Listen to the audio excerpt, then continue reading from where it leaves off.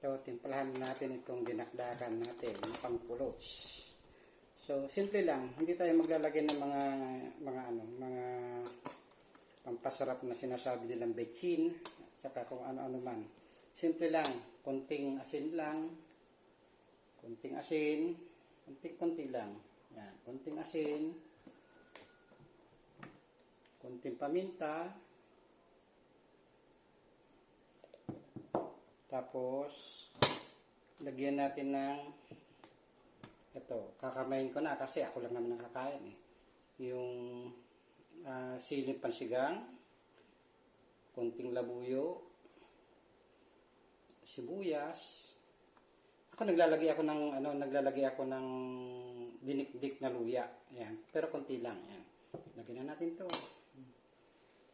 Kinakamay ko na kasi ako lang naman nakakain. Yan. Tapos, ilagay na natin itong meron na yatang gusto tumikim. Itong kalamansi. Yan. Yan na kalamansi. Kalamansi juice. Yan. Pampasarap yan. Pampabango kalamansi. Walang betsin. Walang magic sarap. Di kaya ng iba na naglalagay. Ano lang, asin, betsin, kalamansi, sibuyas, tapos yung sukang Ilocos, yun yung pinaka-the best na panlagay. Ayan. Ayan. Sarap na. Tapos, lagyan na natin ng, eto na yung sukang Ilocos, konting-konti lang. Bango. Yan, tama na yan. So, tapos, halo-halo. Halo-haloin natin. Yan. Ang sarap na nito, mga ka-farmers.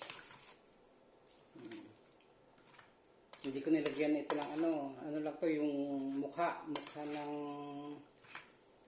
alaga natin. Mukha, walang isaw, walang atay.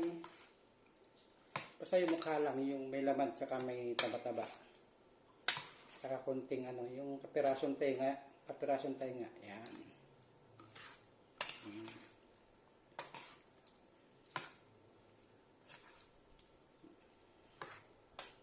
Sarap.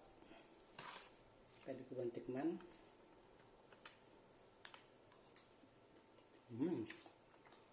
Walang pasasim. Pwede na. Pwede na ito. Hindi na pwede yung maasim na maasim. Samahan na natin na ganito. Yay! Meron pang konti. 2 siya. Thanks for watching.